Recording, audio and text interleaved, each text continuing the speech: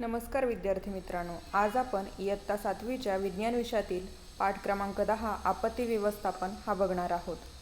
बघा, आपत्ती म्हणजे काय तर अचानक आलेलं संकट. तर इथे तुम्हाला काही बातम्या दिसतात, त्यांचं निरीक्षण करा आणि चर्चा करायची आहे. बघा, ट्रक अपघातात तिघांचा मृत्यू म्हणजे अपघात ही काय झाली, आपत्ती झाली. महाड ब्रिज कोलॅप्स म्हणजे महाडचा पूल कोसळला. वर्धा वादळाचे चेन्नईत थैमान म्हणजे वादळ हे सुद्धा काय आहे, एक आपत्ती आहे. शस्त्राच्या धाकाने मेलमधील प्रवाशांना लुटले, ही मानवनिर्मित आपत्ती. रशियाचे विमान कोसळले. Tsunami smashes Asia. 26/11 phone trail points to local links. तर ह्या अशा काही बातम्या आहेत. तर ह्या आपत्ती संदर्भातील बातम्या तुम्ही सुद्धा वर्तमानपत्रात वाचलेल्याच असतील. वीज पडून होणारी जीवितहानी टाळता येते का? पावसाळ्यात शेताचे बांध वाहून जाऊ नयेत म्हणून काय करावे? पाणी टंचाई का निर्माण होते? हे असे अनेक प्रश्न आपल्याला माहिती आहेत. वीज पडून होणारी जीवितहानी आपण टाळू शकत नाही, पण काही आपण तात्पुरते उपाय करू शकतो, ते आपण पुढे बघणार आहोत. पावसाळ्यात शेताचे बांध वाहून जाऊ नयेत म्हणून त्यासाठी आपण वृक्ष लागवड करू शकतो. पाणी टंचाई निर्माण होते, मग ती का होते तर ते आपण आज बघणार आहोत. मागील इयत्तेत आपण मानवनिर्मित व नैसर्गिक आपत्ती हे आपत्तींचे 2 प्रकार अभ्यासले. वरील बातम्यांमधील आपत्तीचे या प्रकारात वर्गीकरण करा. काही आपत्ती आपण टाळू शकतो, तर काही आपत्तींमध्ये दक्षता घेणे आवश्यक असते. निसर्गनिर्मित, मानवनिर्मित आपत्ती ह्या एकमेकांशी संबंधित असतात. हवामानातील बदलामुळे दुष्काळ, आता इथे तुम्हाला दुष्काळ पडलेला दिसतोय. दुष्काळ, तसेच वीज पडणे, ढगफुटी, वादळे इत्यादी निसर्गनिर्मित आपत्ती उद्भवतात. अशा नैसर्गिक आपत्तीत जीवित व वित्तहानी होण्याची शक्यता असते. त्याला जबाबदार कोण? त्यासाठी आपण काय करू शकतो? बघा, दुष्काळ ही एक आपत्ती आहे. दुष्काळ येतो म्हणजे नेमकं काय होतं? अन्नधान्याच्या व पाण्याच्या प्रदीर्घ तसेच तीव्र तुटवड्यामुळे उद्भवणारी परिस्थिती म्हणजे दुष्काळ. ही दुष्काळाची व्याख्या आहे की दुष्काळामध्ये लोकांना खायला प्यायला अन्न मिळत नाही, तसेच प्यायला पाणीसुद्धा मिळत नाही. शेतं कोरडी पडतात, जमिनीला भेगा पडतात. दुष्काळाचे सर्वसाधारणपणे सौम्य आणि तीव्र दुष्काळ असे वर्गीकरण केले जातात. हे 2 दुष्काळाचे प्रकार आहेत, वर्गीकरण आहे. दुष्काळाचे प्रमुख कारण नैसर्गिक असले तरी काही मानवी कृतीमुळे तर काही नैसर्गिक कृतीमुळे दुष्काळाची परिस्थिती निर्माण होते. वर्षभर शेतात काहीच अन्न पिकले नाही तर काय होईल? बरोबर, वर्षभर शेतात जर काहीच अन्न पिकले नाही तर आपल्याला खायला काहीही मिळणार नाही. तर दुष्काळाची कारणे आपण आता बघणार आहोत. दुष्काळाचं कारण आहे अवर्षण म्हणजे पाऊस न पडणं, अतिवृष्टी म्हणजे खूप पाऊस पडणं, पूर येणं, पुरात पिके वाहून जाणे किंवा पिकांचे नुकसान होणे, तापमानातील बदल, वादळे, थंड हवा, धुके असे पर्यावरणातील बदल, तसेच पिकांवर पडणारी कीड, रोग, टोळधाड, उंदीर व घुशी इत्यादी प्राण्यांकडून होणारा पिकांचा नाश, भूकंपासारखी नैसर्गिक आपत्ती इत्यादी काही दुष्काळाची कारणे आहेत. ही सर्व दुष्काळाची कारणे आहेत. त्यापैकी अवर्षण म्हणजे पाऊस कमी पडणं किंवा न पडणं हे दुष्काळाचं प्रमुख कारण आहे. दुष्काळाच्या मानवी कारणांमध्ये युद्ध, अंतर्गत अशांतता म्हणजे जे देशादेशामध्ये युद्ध होतात किंवा सीमेवर युद्ध चालतं, जसं की भारत आणि पाकिस्तानमध्ये युद्ध होतात, किंवा अंतर्गत अशांतता असते म्हणजे की देशांतर्गतच काही धर्माधर्मांमध्ये वाद होतात, वाहतुकीच्या मार्गांचा अभाव, लोकसंख्येची बेसुमार वाढ या बाबींचा समावेश होतो. इतिहासात डोकावताना दुष्काळ काही आजच पडत नाही. पिण्याच्या पाण्याचे, अन्नाचे तसेच जनावरांच्या चाऱ्याचे प्रश्न इतिहास काळातही होते. छत्रपती शिवाजी महाराज व छत्रपती शाहू महाराजांनी त्यांच्या काळात दुष्काळावर मात करण्यासाठी अनेक योजना राबवल्या होत्या. त्यातील पाणी पुरवठा व पाणी साठ्याच्या योजना आजच्या परिस्थितीतही आदर्श आहेत. येणाऱ्या संकटांना व आपत्तींना म्हणजे संकटांनाच तोंड देण्यासाठी तुम्ही अशा योजना तयार करू शकतात की ज्या तुमच्या जीवनासाठीच नाही तर समाजासाठीही उपयुक्त ठरतील. मलिक अंबरने, जर तुम्ही कुठे औरंगाबादला कोणी गेलं असेल तर त्याने पिण्याच्या पाण्यासाठी नहर योजना राबवली होती. हे तुम्हाला तिथे आजही दिसेल. ती आजही अस्तित्वात आहे आणि त्याविषयी अधिक माहिती तुम्ही गुगलवरून घेऊ शकतात. जगाच्या विविध प्रदेशात तीव्र दुष्काळ पडून त्यात प्राणहानी झाल्याच्या नोंदी आहेत. आशिया हा जगातील प्रमुख दुष्काळग्रस्त खंड ठरला आहे. बहुतांश दुष्काळ अवर्षणप्रवण व पूरग्रस्त प्रदेशात पडलेले आहेत. म्हणजे एकतर खूप कमी पाऊस पडल्यामुळे किंवा खूप जास्त पाऊस पडल्यामुळे पूर आला आणि त्याच्यामुळे खूप नुकसान झालं, तर त्या ठिकाणी दुष्काळ पडतो. जगात जे भीषण दुष्काळ पडले त्यात भारत आणि चीनमधील दुष्काळ हे प्रमुख आहेत.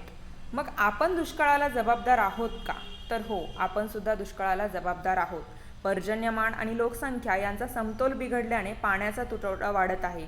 लोकसंख्येची खूप वाढ झालेली आहे आणि पाऊस पडावा म्हणून आपण वृक्ष लागवड करत नाही. म्हणजे पर्जन्यमान कमी झालं आहे आणि लोकसंख्या तर वाढली आहे, त्यामुळे पाण्याचा तुटवडा निर्माण झाला आहे.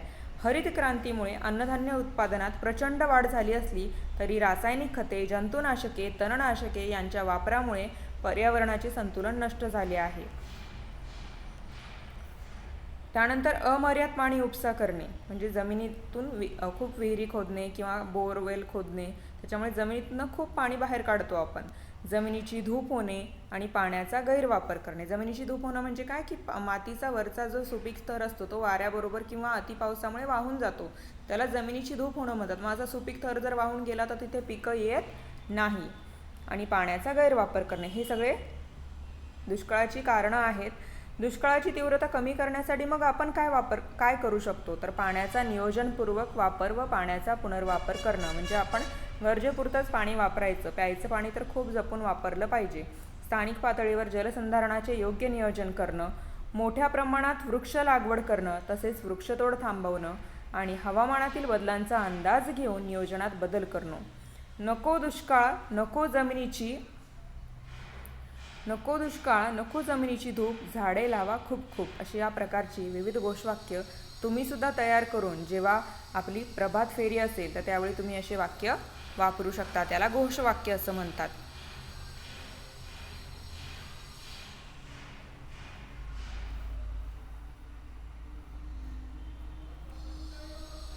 आता पुढचं आपत्ती आहे ढगफुटी. ढगफुटी म्हणजे काय? पाऊस कसा पडतो? काही वेळा पाऊस देणाऱ्या ढगातून खाली आलेले पाणी पावसाच्या स्वरूपात जमिनीवर न पडता जमिनीकडील उष्ण तापमानामुळे त्याची परत वाफ होऊन ती त्या ढगातच सामावली जाते. परिणामी त्या ढगात वाफेचा अधिक साठा होतो. म्हणजे काय होतं? ढग असतात अशा प्रकारचे, तर ह्या ढगातनं थेंब थेंब पाणी न येता अचानक ते ढग फुटल्यासारखं, म्हणजे खूप बादलीतनं जसं पाणी ओततो आपण तसं पाणी पडतं आणि ते पावसाच्या स्वरूपात ते जमिनीवर न पडता जमिनीकडील उष्ण तापमानामुळे त्याची परत वाफ होऊन ती त्या ढगातच सामावली जाते आणि त्यात ढगांत वाफेचा अधिक साठा होतो. आणि मग खूप शीघ्र संघनन प्रक्रिया झाल्यामुळे अचानकपणे एखाद्या विशिष्ट व लहान अशा भूभागावर सुमारे 100 मिलीलिटर प्रति तास किंवा त्यापेक्षा अधिक प्रमाणात पाऊस पडतो. त्याला ढगफुटी म्हणतात. म्हणजे अचानक असा पाऊस पडणं की जो एखादी वरून कोणीतरी बादली ओतली त्या प्रकारचा हा पाऊस असतो. थेंब थेंब पाऊस आपल्याला दिसत नाही.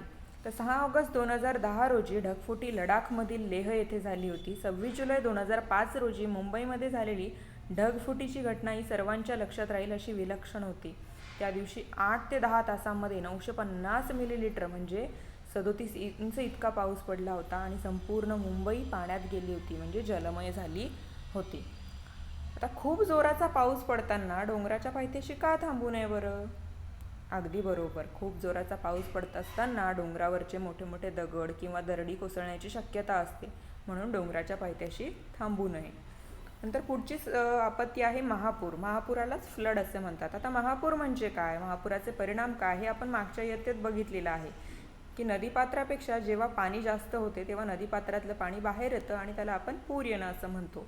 गेल्या काही वर्षात महाराष्ट्रामध्ये विविध ठिकाणी महापूर आले, तर त्यांची माहिती तुम्ही मिळवू शकतात वर्तमानपत्रातनं किंवा गुगलवरून. महापुरावर संरक्षणात्मक उपाययोजना. महापुरावर संरक्षणात्मक उपाययोजना काय आहेत? तर डोंगराळ प्रदेशात लहान धरणे बांधणे, पाझर तलावाची निर्मिती करणे, नद्यांचे पात्र कृत्रिमरित्या सरळ करणे, नवीन जंगल लागवड करणे, नद्या जोडणं.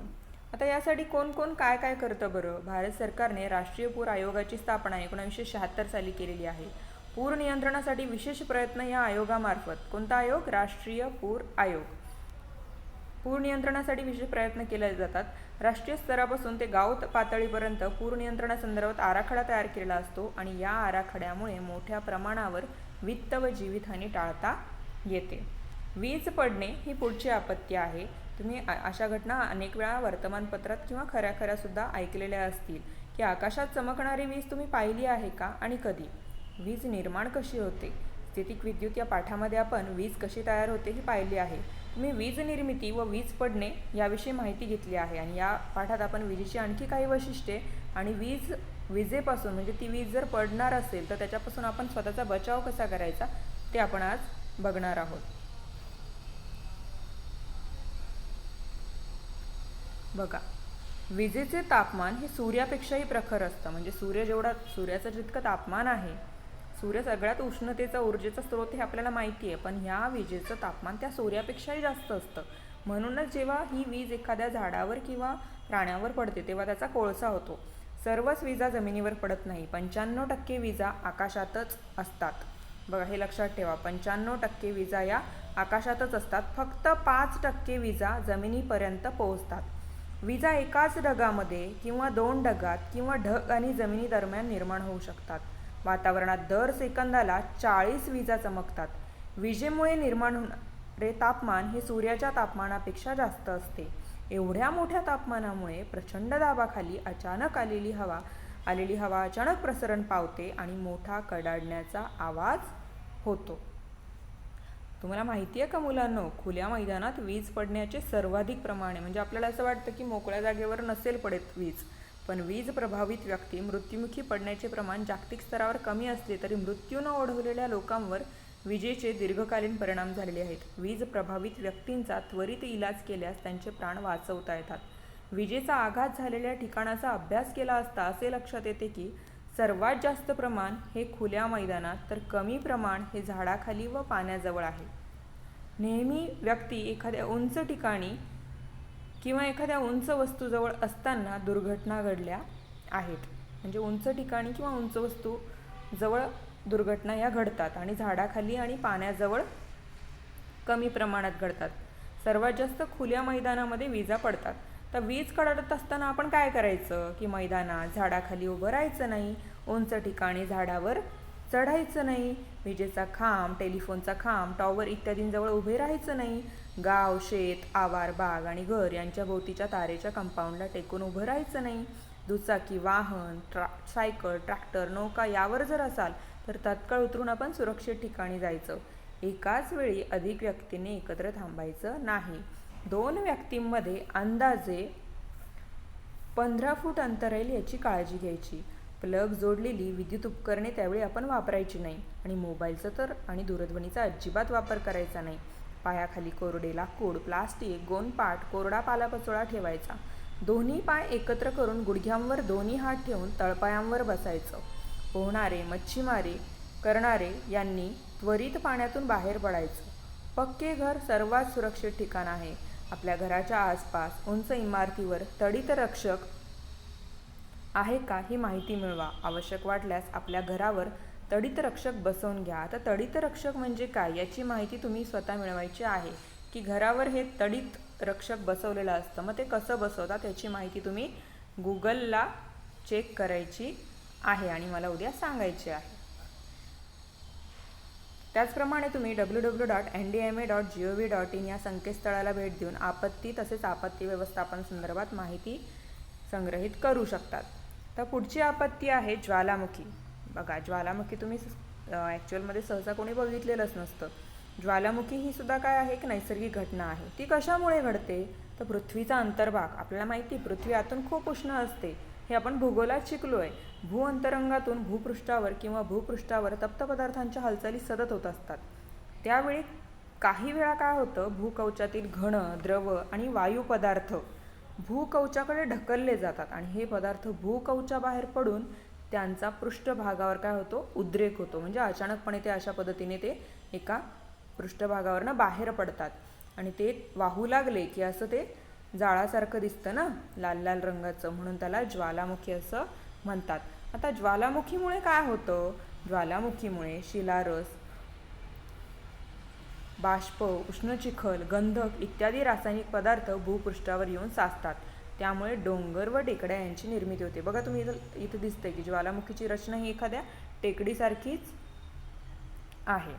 त्यानंतर दुसरं काय होतं की ज्वालामुखीमुळे बाहेर पडणारी राख आणि वायू यामुळे वातावरण प्रदूषित होते. अनेकदा ज्वालामुखी झाल्यानंतर पाऊस देखील पडतो, कारण उष्णता निर्माण होते, खूप मोठ्या प्रमाणात वाफ निर्माण होतात, वाफेचे ढग निर्माण होतात आणि ढगांचा पाऊस पडतो. नंतर उष्ण वायूमुळे तापमान वाढते आणि उष्ण चिखलाखाली जंगल वस्त्या गाडल्या जातात. ज्वालामुखी जमिनीवर होतात तसेच समुद्रातही होतात. जमिनीवरील ज्वालामुखीच्या स्फोटातून जे पदार्थ बाहेर येतात तेच पदार्थ समुद्रातील ज्वालामुखीतूनही बाहेर पडतात. म्हणजे जसं जमिनीवर ज्वालामुखी होतात तसं समुद्र आहे, समजा हा समुद्र आहे तर समुद्राच्या तळाला सुद्धा ज्वालामुखी होतात आणि समुद्रातील ज्वालामुखीच्या उद्रेकामुळेच काय तयार होतात, समुद्रामध्ये बेट तयार होतात. बेट म्हणजे काय, अशी जागा की जी सगळ्या बाजूने पाण्याने वेढलेली आहे. तर हे बेट ज्वालामुखीचाच परिणाम आहे. ज्वालामुखीमुळे उद्रेक टाळणे, उद्रेक सुरू झाल्यानंतर तो थांबवणे किंवा त्याचे नियंत्रण करणे शक्य नसते. मात्र त्याचे भाकीत करणे, म्हणजे ज्वालामुखी येऊ शकतो हे भाकीत करता येतं आणि त्यानुसार तात्काळ आपत्ती व्यवस्थापन करणे हे विज्ञान व तंत्रज्ञानाच्या साहाय्याने शक्य झालेलं आहे. म्हणजे ज्वालामुखी जर एखाद्या ठिकाणी होणार असेल तर ते आपल्याला अगोदर आता समजतं. त्यानंतर पुढची आपत्ती आहे त्सुनामी. त्सुनामी म्हणजे काय, तर हा लाटांचाच एक प्रकार आहे. भूकंप म्हणजे काय हे तुम्हाला माहिती आहे आणि भूकंप व ज्वालामुखीचा उद्रेक हे सागराच्या तळाशी जर झाला, म्हणजे जमिनीवरचा भूकंप तुम्हाला माहिती आहे की जमिनीवर भूकंप झाला तर मोठमोठ्या उंच उंच बिल्डिंग ज्या असतात त्या बिल्डिंग कोसळतात. पण हाच जर उद्रेक समुद्राच्या तळाशी झाला, म्हणजे समुद्राच्या तळापासून भूकंप जर सुरू झाला तर पाण्याला काहीतरी होईल की नाही. तर या पाण्यामध्ये उंच उंच लाटा निर्माण होतात. त्या लाटा इतक्या उंच असतात, तुम्हाला चित्रात दिसतंय की एखाद्या 7 मजली बिल्डिंगपेक्षाही उंच त्या लाटा असतात आणि हे सगळं पाणी किनाऱ्याकडे येतं आणि किनाऱ्याच्या प्रदेशाला उद्ध्वस्त करतं. जमिनीप्रमाणे सागराच्या तळाशी भूकंप व ज्वालामुखीचे उद्रेक होतात. महासागराच्या तळाशी भूकंप झाला तर बाहेर पडणारी ऊर्जा पाण्याला वरच्या दिशेने ढकलते. परिणामी महासागरात विशिष्ट प्रकारच्या लाटा तयार होतात. या लाटा उगमस्थानाजवळ फार उंच नसतात, म्हणजे जिथे भूकंपाचा उगम झालाय तिथे त्या उंच नसतात, परंतु खूप वेगाने त्या दूरवर पसरू लागतात. तेव्हा या लाटांचा वेग ताशी 800 ते 900 किलोमीटर इतका असतो. त्या किनारी भागाकडे पोहोचतात तेव्हा त्यांचा वेग आधीपेक्षा कमी होतो, पण त्यांची उंची खूपच, म्हणजे सुमारे 100 फुटापर्यंत ती उंची असते. महासागराच्या तळाशी होणाऱ्या भूकंपामुळे तसेच ज्वालामुखीमुळे निर्माण होणाऱ्या या लाटांना त्सुनामी लाटा म्हणतात. त्सुनामी हा शब्द जपानी भाषेतील शब्द आहे. त्याचा अर्थ असा होतो की किनाऱ्यावर येऊन धडकणारी पाण्याची मोठी लाट. मोठी म्हणजे अतिशय उंच असते ही, म्हणून हिला जपानी भाषेमध्ये त्सुनामी असं म्हणतात आणि तोच शब्द सगळीकडे या लाटांसाठी वापरला जातो. तर आत्ता आपण लाटांविषयी माहिती बघितली. आता आपण त्सुनामीचे परिणाम काय होतात, तर इमारती आणि बांधकामे उद्ध्वस्त होतात. जीवित व वित्तहानी म्हणजे प्राणी वनस्पतींचं नुकसान, तसंच आर्थिक नुकसानही होतं. किनाऱ्याजवळील होड्या व जहाजे यांची हानी होते. झाडे मुळांपासून उन्मळून पडतात. मोठ्या प्रमाणावर भूस्खलन होतं. किनाऱ्यावरील मूळच्या जमिनीत बदल होऊन दलदलीचे प्रदेश निर्माण होतात. वाहतुकीस अडथळे निर्माण होतात. समुद्राशी संबंधित व्यवसाय व उद्योगधंदे यावर विपरीत परिणाम होऊन जनजीवन विस्कळीत होते आणि बंदरांचं, जिथे जहाज थांबण्याचं जागा असते त्याला बंदर म्हणतात, तर त्या ठिकाणी सुद्धा मोठ्या प्रमाणावर नुकसान होतं. मग आता याच्यावर उपाययोजना काय, सागर तळाशी होणाऱ्या भूकंपामुळे त्सुनामी लाट निर्माण झाल्यावर तात्काळ तिचा अंदाज घेऊन किनारपट्टीलगतच्या प्रदेशातील लोकांना धोक्याची सूचना देणे आवश्यक असते. म्हणजे लाट येणार किंवा भूकंप येणार हे अगोदर कळतं, त्यामुळे आपण किनाऱ्याकडच्या लोकांना दुसरीकडे स्थलांतरित करू शकतो. यासाठी कृत्रिम भूस्थिर उपग्रहाची, म्हणजे जे सॅटेलाईट आपण आकाशात सोडलेले आहेत जिओ स्टेशनरी सॅटेलाईट, त्यांची आपल्याला याच्यातमध्ये मदत होते. त्याच्यामुळे आपल्याला ह्या सगळ्या गोष्टी अगोदरच समजतात. पुढची समस्या आहे किंवा आपत्ती आहे वादळे. वादळांना स्टॉर्म्स असे म्हणतात. आता वादळे कशी निर्माण होतात, त्याचे काय परिणाम होतात ते आपण मागच्या इयत्तेत बघितले.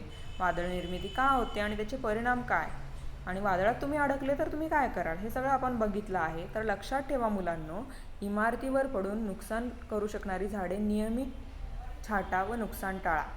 म्हणजे वादळ आलं तर झाडं तुटतात, म्हणून आपल्या इमारतीच्या आसपास जर झाडे असतील तर त्यांच्या फांद्या नियमितपणे छाटल्या पाहिजेत. आपण घराबाहेर असल्यास नेमके कोठे आहेत ते जवळपासच्या नातलगांना मित्रांना कळवा. तुम्ही स्वतः बाहेर असलात तर सुरक्षित ठिकाणी आश्रय घ्या. गॅस रेग्युलेटरचा स्विच बंद करा. वीज पुरवठा खंडित करा. तुमच्या नातलगांना मित्रांना फोनच्या मदतीने संभाव्य संकटापासून सावध करा. त्यांना सुरक्षित जागी जाण्याची सूचना द्या. घरापासून दूर असणाऱ्या इतर लोकांना घरात तात्पुरता आश्रय द्या. कोण काय करते? संयुक्त राष्ट्र संघटनेने एक स्थायी स्वरूपाची, त्यालाच UNDP म्हणजे आंतरराष्ट्रीय संस्था 1965 साली स्थापन केली आहे. जगभरातील सुमारे 177 देश या संघटनेचे सदस्य आहेत. या संघटनेचे एक प्रमुख कार्य म्हणजे आपत्ती काळात साधनसामग्री, आर्थिक मदत तसेच स्वयंसेवक आपत्तीच्या ठिकाणी पाठवणे. यासोबतच मदतीसाठी आंतरराष्ट्रीय वैद्यकीय पथके व इतर तज्ज्ञांचे गटही पाठवले जातात. 13 ऑक्टोबर हा आंतरराष्ट्रीय नैसर्गिक आपत्ती प्रतिबंधक दिन आहे. तर तुम्ही यासाठी भूगोल विषयामध्ये सुद्धा वादळांची अधिक माहिती बघू शकतात. तर अशा प्रकारे आज आपण आपत्ती व्यवस्थापन हा पाठ बघितला. तर यावर आधारित स्वाध्याय तुम्ही सोडवायचा आहे. अतिशय सोपा स्वाध्याय आहे. यात जर काही शंका असेल कुणाला तर ते तुम्ही चॅटबॉक्समध्ये टाकू शकतात. थँक्यू.